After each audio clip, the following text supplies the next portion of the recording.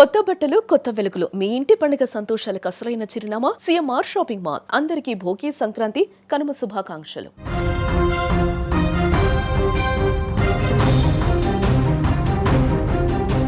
మనం రోడ్డు మీద నడుస్తున్నామంటే ప్రాణాలతో ఇంటికి వస్తామన్న గ్యారంటీ లేదు.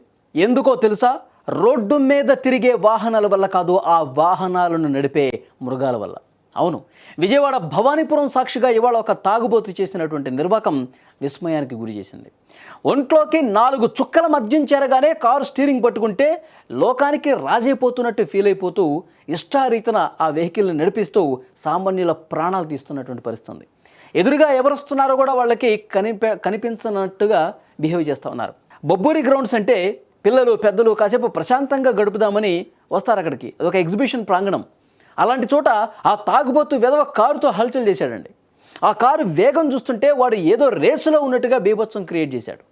మధ్యమత్తులో కళ్ళు కనపడక విచక్షణ పూర్తిగా కోల్పోయి అదుపు తప్పి జనం మీదకి కారును మోనిచ్చాడు. ఒక్కసారి చూడండి.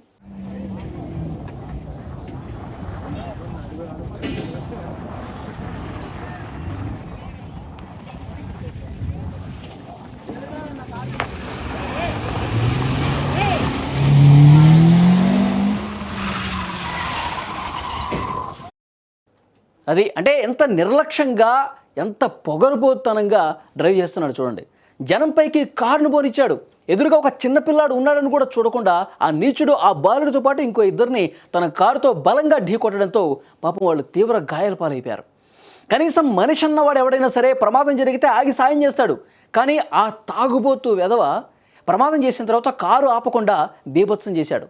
అక్కడ జనసమర్థం తక్కువ ఉంది కాబట్టి సరిపోయింది. అదే ఎప్పట్లాగా రద్దీగా ఉండుంటే ఇంకా ఎంతమంది ఇబ్బంది పడేవాళ్ళు, ఎంతమంది మీదకి ఆ కారు దూసుకుంటూ పోయేది, ఎన్ని కుటుంబాలు రోడ్డును పడేవి అర్థమవుతుంది.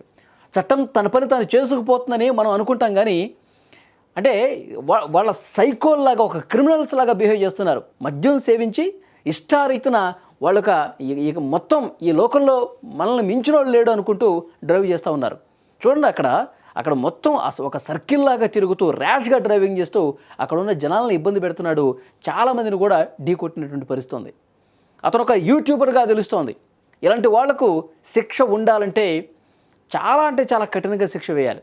నార్మల్గా ఏదో అరెస్ట్ చేసి లోపలేసి బయటకు తీసుకురావడం కాదు.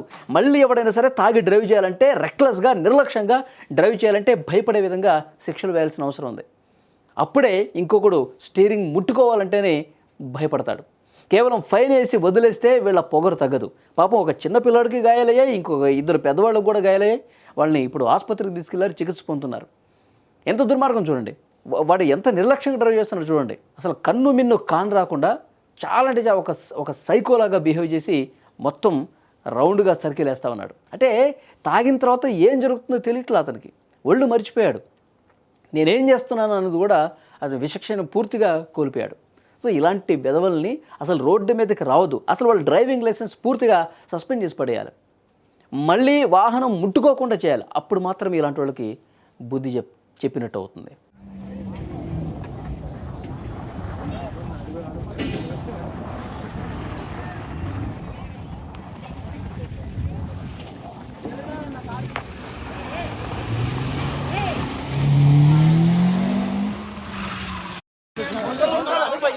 परफॉर्मेंस